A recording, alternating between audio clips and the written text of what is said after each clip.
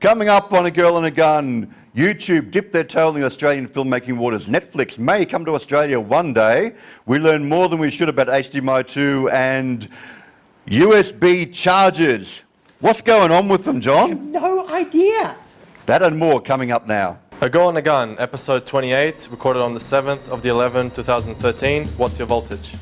All you need to make a movie is a girl and a gun. Come along and join the party while we stare at the sun. Hello, welcome to A Girl and a Gun, the show for filmmakers and content creators. I'm Phil Moore, and you're John Maisels. And that's absolutely true. I'm John Maisels. Hello, everybody. How are you, John? I'm having a good time. It's been an interesting week for technology, and Well, we'll talk about a lot. We will. Yeah, we'll talk about, you're allowed to use iThingies on planes in the US now. Yes. We'll talk about that, and a bit of stuff on HDMI 2, and I've got some interesting toys to do some show and tell. So that's for later. That's Some for show later. and tell later. Yep. Not a lot of news this week because we did a bumper episode last week on this, but there are a few interesting stories, most of them Australian based. So let's get right into it. The news of the week. From ABC Broken Hill, the headline actually reads, Nicole Kidman ditches Hollywood for Hillywood. There's link bait. Hillywood. Hillywood. They mean Broken Hill. Right. So It's not very hilly out there. No. No. Broken Hill's back in the movie business. There's two films being proposed to be made out in Broken Hill, one starring Nicole Kidman, Guy Pearce and Hugo Weaving. In the outback early next year, $8 million film bonanza, 300 jobs, and there's a picture here of the studio that they're hoping will get used and their offices. So basically Broken Hill They built a studio. oh look, yeah, there's a nice big warehouse of a studio there, That's huge. sitting empty at the moment. It's bigger than Fox Studios here in Sydney. Presumably it was used by the last Mad... No, they didn't shoot up there, did they? The Mad Max Mad film? Max. I didn't think the they last shot- one was shot in Africa. The most recent one, which is yeah. They didn't shoot anything up generally there. speaking, nowhere near Broken Hill. Exactly. No doubt the film office will be very busy in the coming weeks, says a spokesman from the New South Wales Arts Minister. George Stewart announced part of a seven-project, $14 million boost to the film industry. Okay, so Broken Hill's got a couple of films going there, back in business for them. Absolutely. And look, we're making what looks like some big budget films for Australian standards with some of our bigger stars, bigger Hollywood stars. And Broken Hill is such a great place to do music videos, especially for heavy metal. What heavy metal bands have you seen do a music video out there? No. I will try that again, Phil. Especially for heavy metal. Heavy metal. Yes. Yeah, because the heavy metal's right there where you are. Broken Hill. Yeah. Okay, that was like pulling teeth. Okay. Right, good. Won't do that again. You talked heavy metal's a music show. I wasn't making Of course, the it's link. music, I but know, it's what that they was- get from Broken Hill. Isn't that the whole point? Yeah, but Yeah. we're talking film industry. I wasn't Right. thinking mining industry. No, No. of course. You say Broken Hill, it leaps out of your mouth, and you never think about mining at all. Oh, not anymore. No. No. Okay. I'm think Mad Max. Right. The Age newspaper. Last week we were talking quite a bit about the state of the Aussie film industry, how cinema is becoming less and less relevant, and people are saying we should change this window, release platforms. And It's all one that. view. I mean, we certainly admitted last week that Australians don't go to the cinema to see Australian movies, which I think is just really weird, and it's... Well, this is still a topic. There's Annoying. a bunch of news stories just this week that are following up on this, one of which here in the the Age, cinemas give Australian movie release. So the same story basically. Australian movies appear to be doomed by the distribution strategy. Could the solution be found online? Again, maybe we should be releasing them online. Maybe we need more of these online, more immediate resources that we can get them from. Things like a Netflix, which we don't have here, but that's another story. About once a year, an Australian film becomes a hit in cinemas. Sometimes it's a Hollywood-backed movie like The Gatsby, Australia, Happy Feet. Every year there's one but big you wouldn't film. you wouldn't call Gatsby an Australian movie. It was a No. big movie that was made in Australia. Sapphires, Red Dog, Mow's Land Stanza, they were all the They're big Australian films movies. for that year. Well, Red that they Dog were did released. pretty well. Did excellent. but Sapphires did surprising. pretty well. Yeah, and before that, things like Samson and Delilah, a surprise hit. Mm. But like, every year there's one that sort of breaks through a little bit.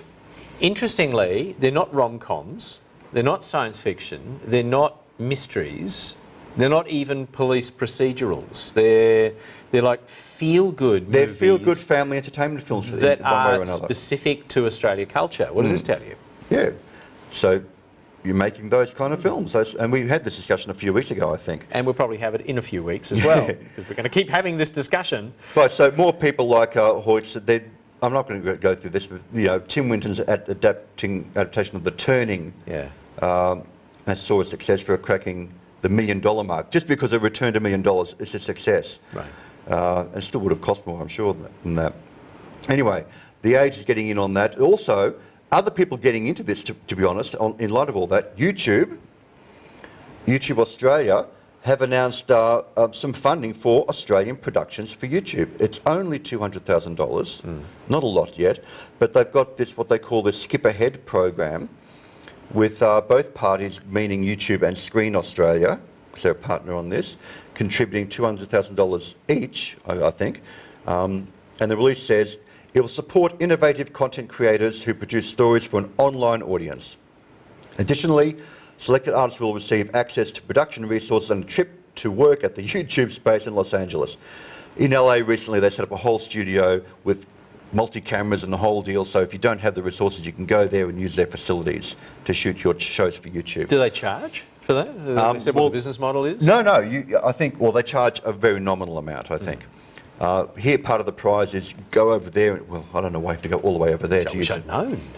Yes. Could have done a live story from there for Girl and a Gun. When you were in LA, When I was in LA.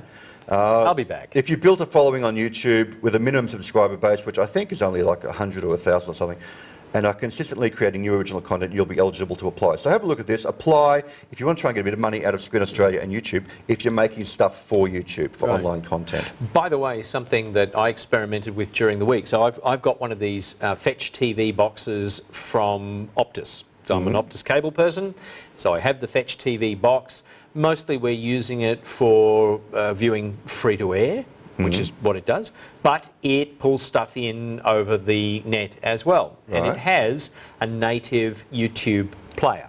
Right. So you can go in, and it's a bit clunky trying to put in the Most name of these boxes are clunky, yes. Oh yeah, it is really quite clunky.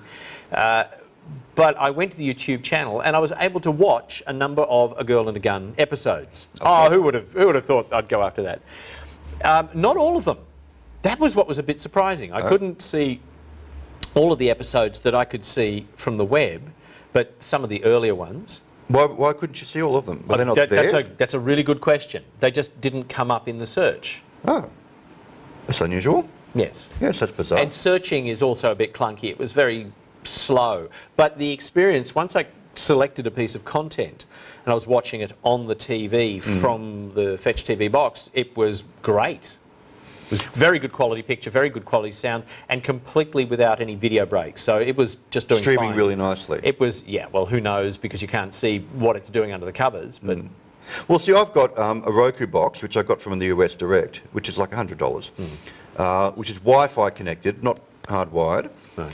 And there's a lot of, it doesn't have a YouTube app, but it does have a lot of other podcasts and online content channels, which I do watch through there, like Revision 3 Network or Twit Network or things like this. Yeah. Streaming over Wi-Fi looks great, big TV, looks fine. Okay.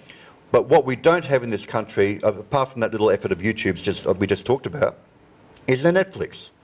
We don't have a Netflix, and Netflix, in fact, is our next story because we've all, and this comes from The Guardian in the UK, we've all seen this message: if you try to get Netflix here, sorry, Netflix is not available in your country yet. And your email will let you know when Netflix is available. And of course, there are ways of getting around that. There are, and I've tried them, where you can set up a proxy server and all of this kind of thing. And I could do that if I wanted to watch it on a computer, no worries. I'd rather just have it on the TV though. I've tried to do it through the Xbox, which it does in America. They know I'm in Australia and they won't let it run on the Xbox. Right. So it's difficult. It is difficult if you just want to have a nice, easy setup. North America has it, England has it, Canada has it. We're way down on the list though for Australia. So there's an article here from The Guardian about why isn't Australia getting it? We need something like this. We have Quidflix, which is struggling, and we have a few other streaming services like this, like Mubi, for example, delivers hand-picked classic films, but they're all really niche. They're not like, and Netflix is much more general, and is now making its own shows, as we know. So, and you would think that there would be a clear connection between the Netflix model, which is you pay for the content, so what you're getting is legal, and the fact that Australia is way up there on illegal torrents. Yeah, I mean, if we had a Netflix and all the stuff that is available on that, when you pay a monthly fee of $9 or whatever it ends up being in Australian dollars, and everything's available for a monthly fee, which is unlike the iTunes model where you're paying per piece. Yeah, and there's a very good article in this month's PC. It's one of the PC magazines. I will get it in a minute, but it's in the magazine. They do a whole series of articles short articles about torrents, and the fact is that the Australian model is broken. We wait a long time to get the content, and it's easily available illegally. So you put the two things together. They make a very strong point that if the content arrived here early, legally and cheaply, nobody would bother doing the illegal thing. If it's easy to get, then why would you do it the hard way? Exactly. Yeah. And there's a reasonable case to be made for that. I mean, they say not that you would know it from looking at cinema's approach to distribution.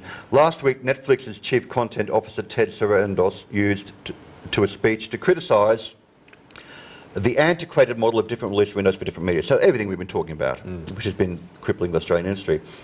And Stephen Langsford, founder and CEO of QuickFlix, the Australian version, said, when you're a big traditional player, you want to ignore the new models because you want to protect your legacy system. And that's why things aren't changing as quickly as they should. Because the big players, they're trying to hold on to what they've got. Yeah. They don't know how to innovate into this new world yet.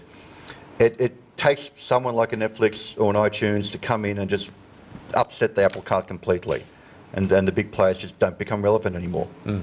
Anyway, so that's, it's still in the news. No one has a solution yet, but everyone's talking about it a lot more lately. Yeah.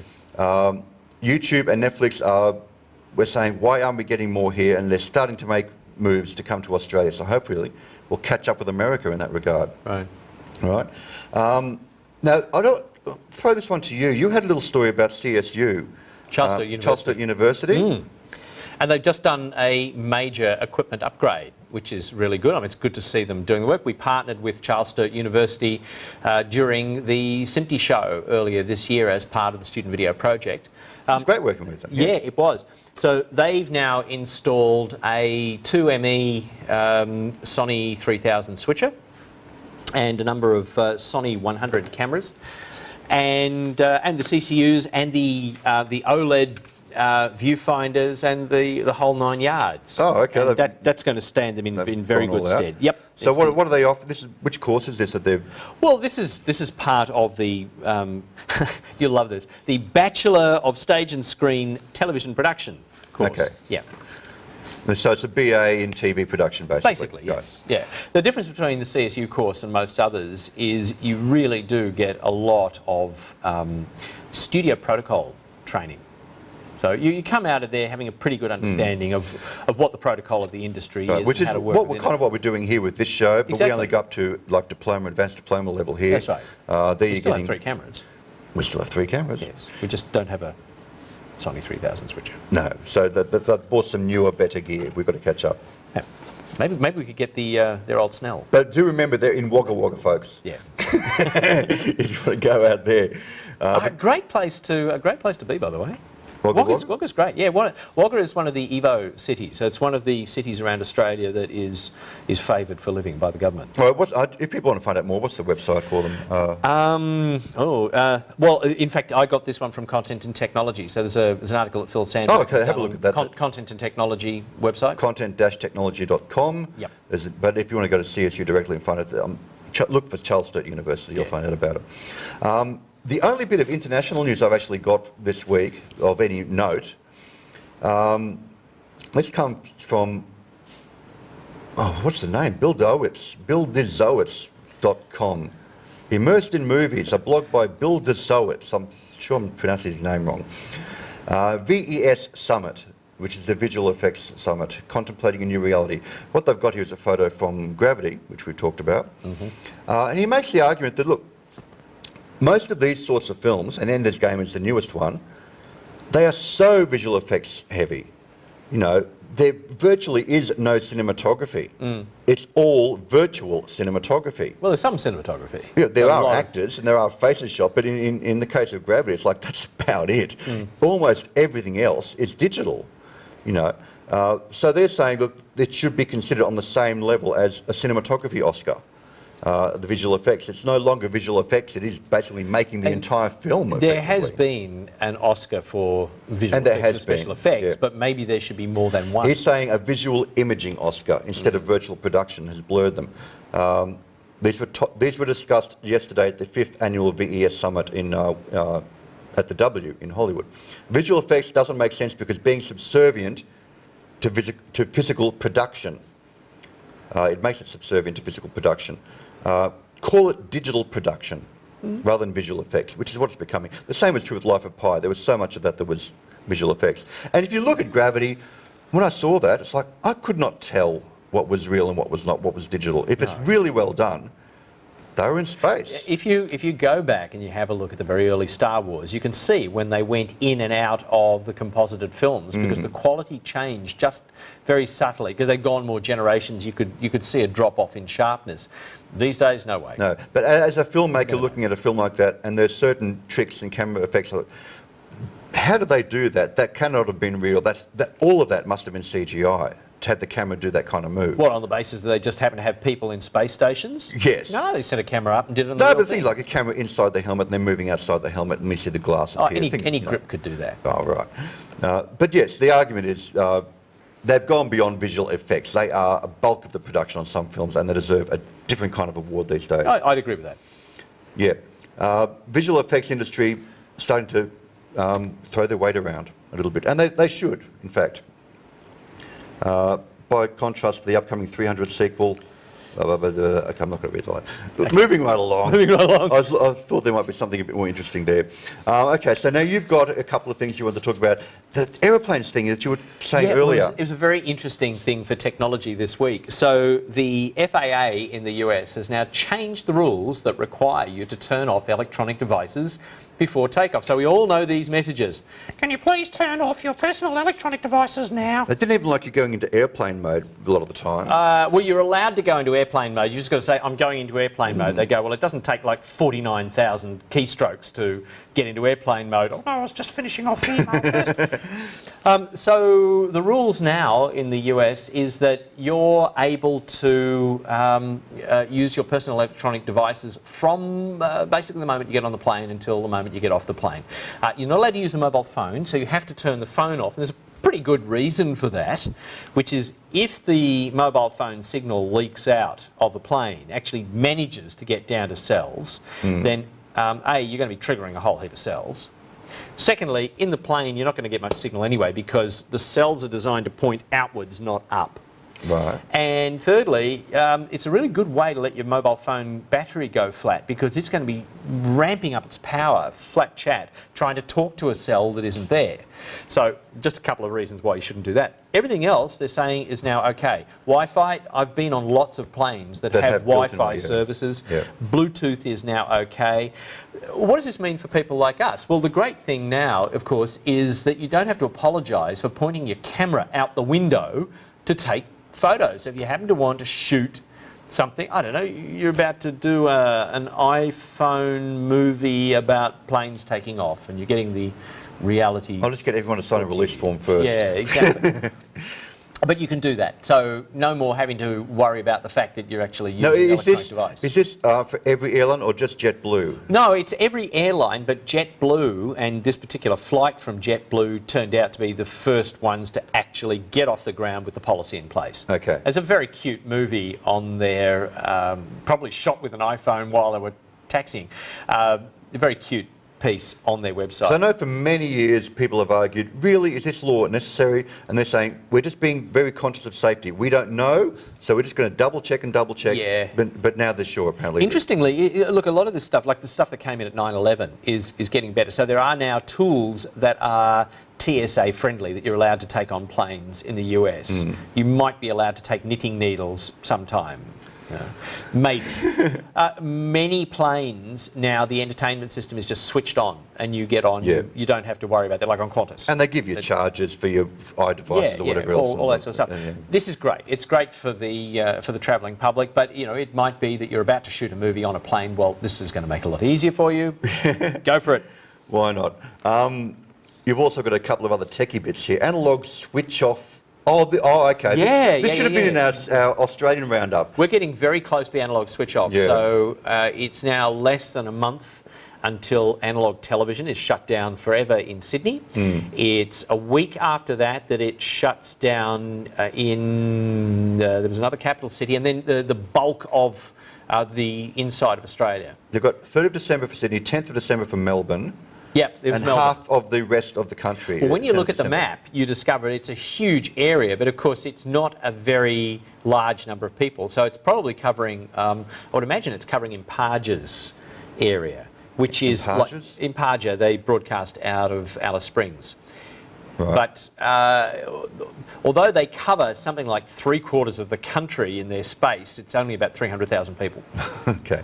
So that's next month. Yeah. It's being switched off. And then no more analog television. No so more analog. if you haven't got a digital set-top box anymore, then you're in trouble. Or digital TV, or you're not watching it through Foxtel or whatever else. Or whatever. If you're still on the old analog aerial. Yeah. And once that happens, there is then a period of a year, basically until the end of next year, and then you're going to be told to turn off your radio mics. Any radio mics that are in the digital dividend spectrum. Right, which is one we just talked about a couple of weeks ago, I think, yes. We'll mention that again when we get closer to it, if you haven't upgraded already. Is anyone still on analog TV, though? I mean, surely. What happens to community TV for that? No, community TV's already moved. Oh, It's like Channel 31 on Channel 44. Okay, so they have got their digital alternatives Yeah. happening. Okay. That happened a while ago. All right. That's basically it for the news, I think. You had an interesting piece you wanted to touch, the HDMI cable. Well, There was an okay, issue so, you had. so let's look at this. This is the technology stuff. All right. So when my Fetch TV box was coming in, I had a look at the specifications, and it said has HDMI outputs. As what one would expect and these nothing days. else. And my entire rig is analog component. Last analog week, you seemed a component. fan of the old analog way a lot of It time. just happens to be what it is. It saves me going and buying a whole lot of new gear. I don't need to. Analog component is perfectly okay for 2K. It works just fine. So I decided that I needed to convert from an HDMI output into component connectors. So, all right, here's a typical component connector. So it's red, green, and blue, but it's not actually red, green, and blue. It's Y, PB, and PR, the component signals. Do you know why they're called that? I've never quite understood Yeah, why. they're component different signals. So it's green minus red and green minus blue. No, 'cause Other components. I've looked at the text and I've understood it, but I can never remember. No, sorry, it's not. So you can't remember either. It's, There's a subtractive blue element line, to it. Yeah, I know. I'm going to be so embarrassed when my colleagues see this. One is blue minus Y, the other one is red minus Y. Yeah, and that way they work out the third without having to do the third. Right. Yeah. And the thing is, you can get from the component signals, you can get from Y, PR, PB, and RGB as a simple matrix transform. So you don't lose anything going over that conversion. You go from one to the other, RGB, and back to YPRPB or YUV or YCRCB, whatever the component is. How many acronyms was in that They're different. sentence? They're slightly different colour spaces, slightly different versions. Right. Okay. But Anyway, to your main so point, let's get which back to is- get back to the interesting thing. So I look at this and I go, all right. So I've got to get from HDMI to component. Yep. So I go on eBay, my favourite source of high technology gear, and I see Mr. Chinese eBay sailor who offers me this thing for like $3.50 delivered, Right. postage included. I go, wow, a deal. Okay. A deal. Now there is enough room in there to have electronics. Okay, and I read the site, and there is a piece of technical stuff in Chinglish that is absolutely impossible to decipher. So, But you figure, I understand the stuff, I'll work it out. And I figure, like, for $3.50, what do I care? Yeah. Okay, so I get this, and I plug it in, and it doesn't work. What do you think? Gee, what a surprise. So I got the trusty oscilloscope out and plugged this in, and sure enough, there's absolutely everyone's got an nothing. oscilloscope. Everyone's got an oscilloscope. There is, I could have done the waveform monitor, but that was going to be harder to connect. Anyway, nothing coming out of this. Absolutely nothing. Not a sausage. So I went and did a bit more research, as I should have done before I made the purchase. A whole $3 after all. I know. It was like cup of coffee material. But Yeah. So here's what I've learned that I probably should have known. Yes, that plugs into an HDMI output and nothing blows up. Yes, that plugs into component, but nothing comes out of it, but nothing blows up. The trick is that there is actually no conversion electronics in this. It is possible that some HDMI sockets on some very specific bits of equipment that have to be very specifically identified do actually put the analog signals on the HDMI wires, which then come out of here. But you basically just do a wire between 3 to 1. It's just, there's no conversion. For a piece of gear that does that, you would get the signals out. For a piece of gear that just has normal HDMI 1 or 2, you would get Zippo. And what did I get out of this? Yeah, Zippo. Is there such a device that would work with that? There is. It is possible to have a cable that does this. It'll be a lot more expensive, even from China. That was the thing I was gambling on, that the technology would be so cheap that buried in here would be the chip that does it.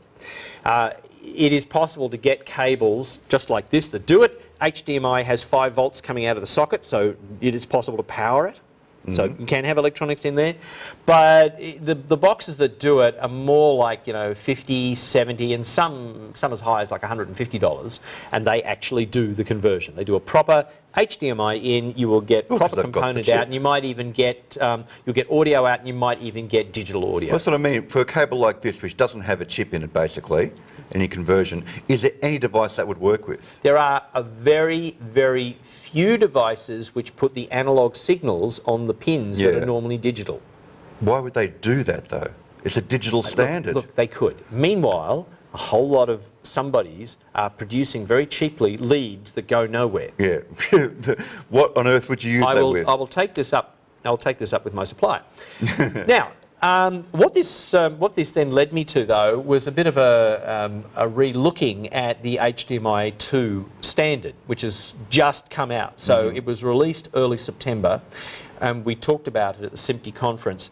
HDMI 2 goes up to 18 gigabits a second.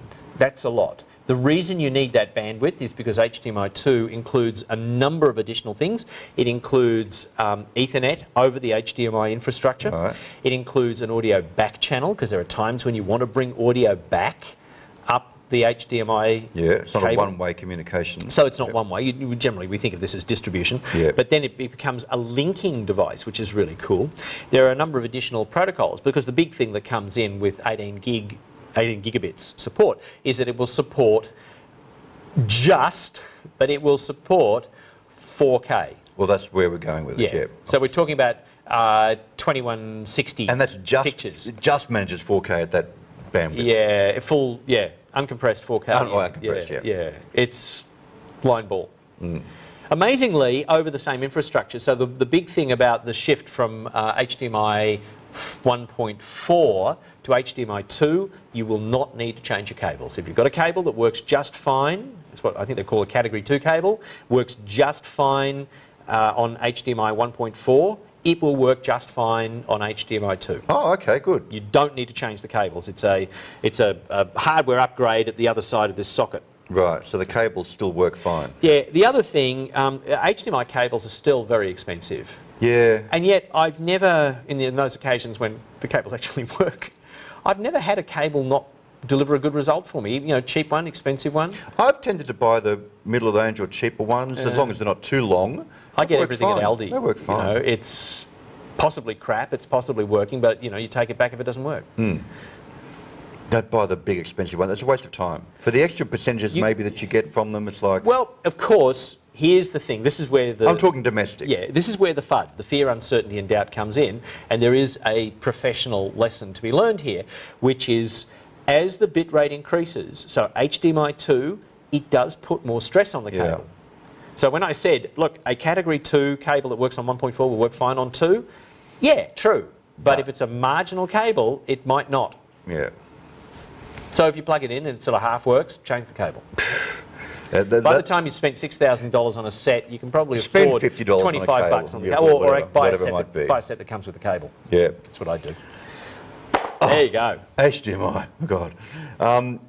We're going to charge right into our Pick My Brain question. Okay. Because you've got a really good Pick My Brain question that you came up with, frankly, didn't you? Yeah, but I was going to say George from Balmain. Well, it came to you from George from Exactly. Balmain. Fine. So let's run the bumper, Pick My Brain, let's find out what we got.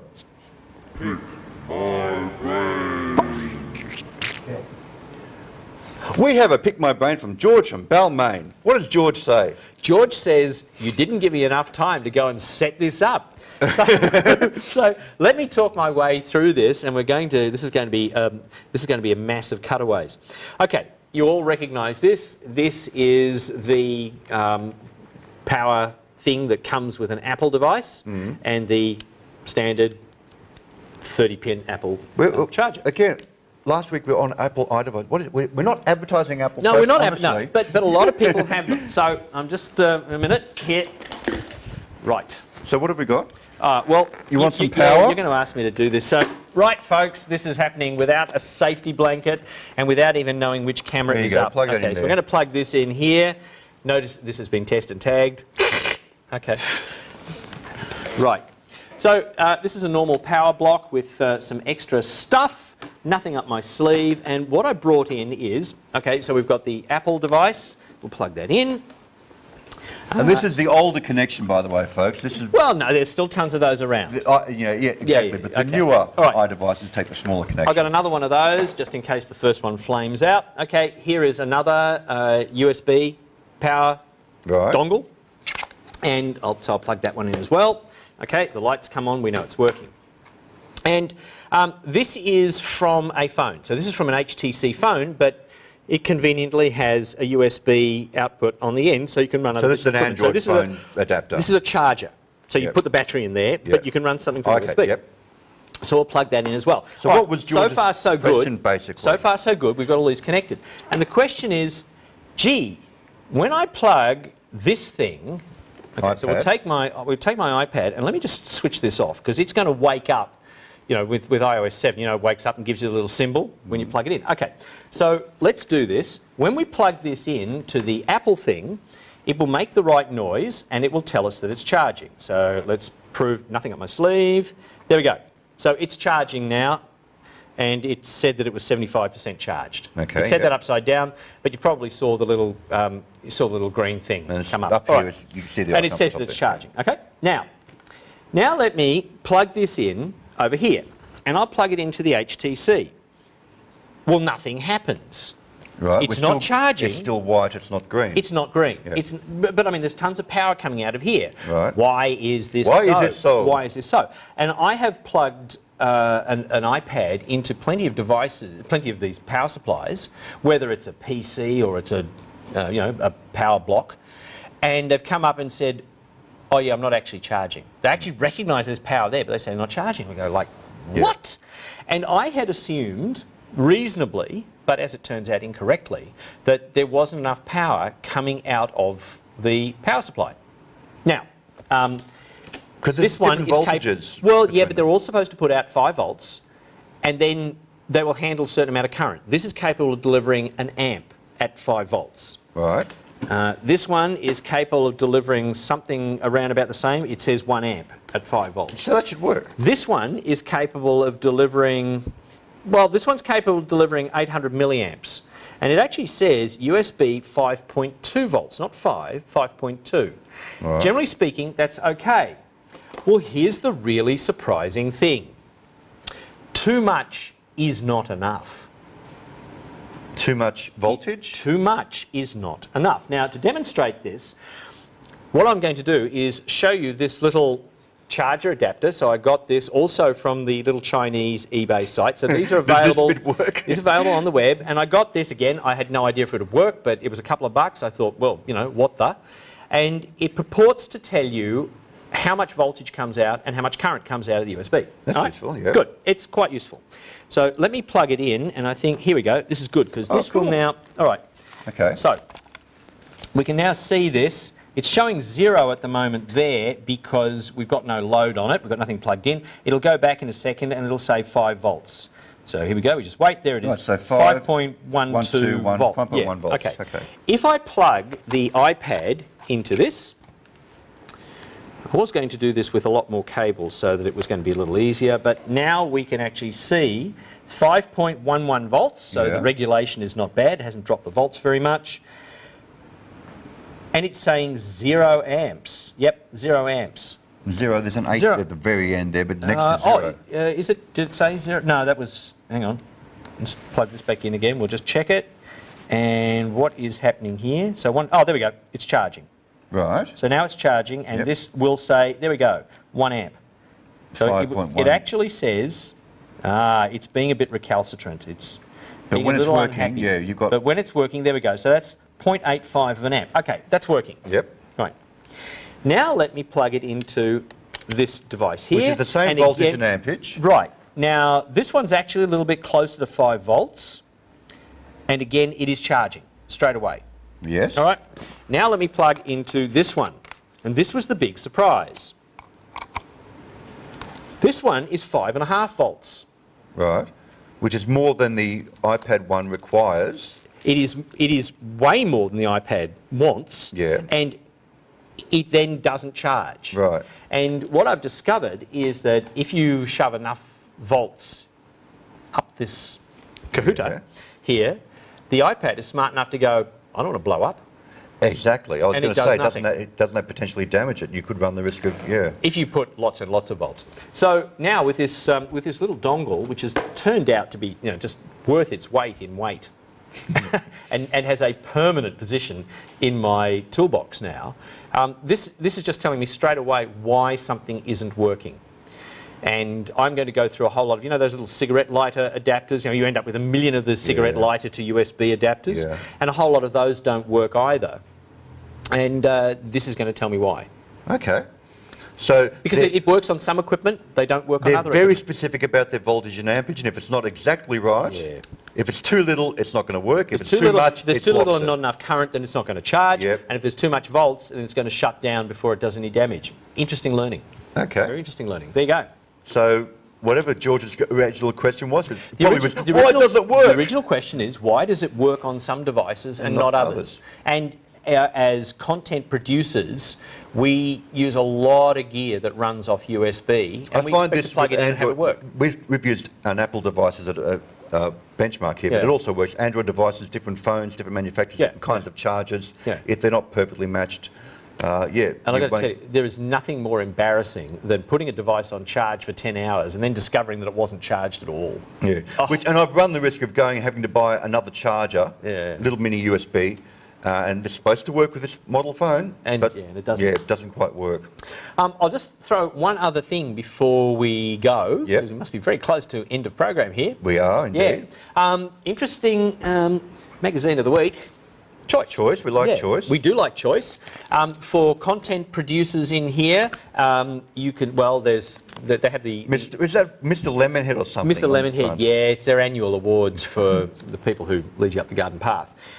They also do bread makers and lawn mowers and portable air conditioners, things that all content creators need to... Can you go out and mow the lawn? Then you can finish your movie. I mean, Choice, for those who don't know, does these big articles that compare a very in-depth comparisons of things and give you a really unbiased opinion. And by the way, of they do review. They've done review on a number of TV sets, and even though the review in the magazine is quite short, they've got more stuff on their website. And I've been to the lab; they do a really good job in the lab. They're very, very serious about testing stuff. Yeah. Anyway, in this month, for camcorders. Oh, okay. Camcorders. So it's only a 3-page article, but an interesting write-up, and then there is further reading available in other places. Now, the camcorder has become a little bit forgotten because, of course, we can all pick up one of these and we can go and make the next great feature film, maybe in that orientation. We can make the next feature film with a camera that has, more megapixels than you can possibly use. I mean, this is like 4K. There's still a place for camcorders, though, I think. Well, there's more than just a place for camcorders, because of course, the first thing is this is such a small element. Yeah. What doesn't it give you? It doesn't give you wafer thin depth of field. No, and the lens will. is small and all. Yeah, and you can whack other lenses on the front, but there's a really strong place for camcorders because they can do everything this can do and a very large amount more, like optical zoom, a decent optical zoom, and lots of other and lots of useful capacity. things. You know, they can have All of built-in that. flash or hard drives, etc., etc. Now, the top of the line model that they reviewed here is one of my favourites. So this is one of the Sony devices, which is in the HDR PJ series that has the projector built into it. Yes, there's quite a few cameras doing that now. And you know, this is only like a 20 lumen, 30 lumen, 50 lumen experience. It's not going to burn a hole in the wall, but it's perfectly good in dark space to be able to watch your content. It's very, very So this was impressive. their favourite camera? Yeah, This it scored was. the best, was it? They gave that the good score. It's a bit under $2,000. So we've got, But I've seen a lot of content shot on one of these. You get I'm not going really to say good the model, results. but you've got Sony, Panasonic, Sony, Canon, Panasonic, Sony, all the, they're all, and JVC are down the bottom there, so they do get, they are They ranked. get a bit of a Guernsey. But all the usual contenders. Yeah, You know? a place for camcorders. So there you go. Absolutely. Thank you very much, John. No That problem. that was quite a technical show, but that was good. You know, sometimes we need to Well, you've got to have some meat. got to have some meat. There's only so much we can pull off the web. USB, HDMI 2, camcorders, all cool stuff. I love this. I love this little device. This is cool. Yeah. This is a very cool device. All right, that's our show for today. Thank you all for watching. That's been A Girl and a Gun. If you want to watch us online, we've got a problem with our website at the moment, I must admit. Do we? Oh. We have. It's down. So nobody's going to be watching this program. No, Oh, well, that was a waste of technical time. issue with our website. It'll be fixed very soon, but you can still find us on YouTube. A Girl and a Gun podcast is the channel. Thank you for John. For email us, veronica@agirlandagun.tv once our email's working again. But for now, everybody, That's That's a wrap.